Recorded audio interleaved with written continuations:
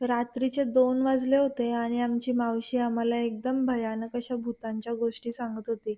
तर शिवाय तर जामच घाबरला होता आणि अशा गप्पा करत वाजले सकाळीचे 4:30. मग मावशी लोकं झोपले आणि आम्हीच जागे होतो. मग मी अमितला पाठवलं कॉफी बनवायला आणि जिन्नूला पाहिजे होता अंडा ब्रेड, तर बिचारा आमच्यासाठी गेला होता बनवायला. पहिला तर त्याने अंडा ब्रेड बनवला आणि अंडा ब्रेड पण खूपच छान झालेला. मग घेतली आम्ही कॉफी प्यायला आणि अशाच गप्पा करत सकाळचे वाजले होते 8 आणि आम्ही अजिबात झोपलो नव्हतो. म्हणजे 1 मिनिटं पण झोपलो नाही. तर मी फ्रेश झाली आणि डॅडूला बोलावलं होतं मी घ्यायला. आणि इथं आमची नवघरची आई बघा कशी सकाळी रम्मी खेळत होती. मग डॅडूचा कॉल आला तर मी गेली मीरूला उठवायला.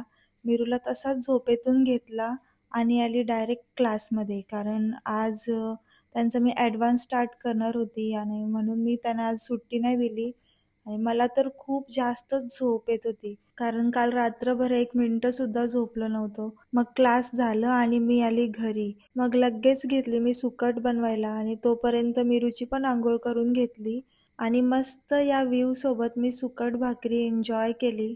मग जेवून झाल्यावर मी लगेच गेली झोपायला कारण खूप जास्त झोप आली होती मला.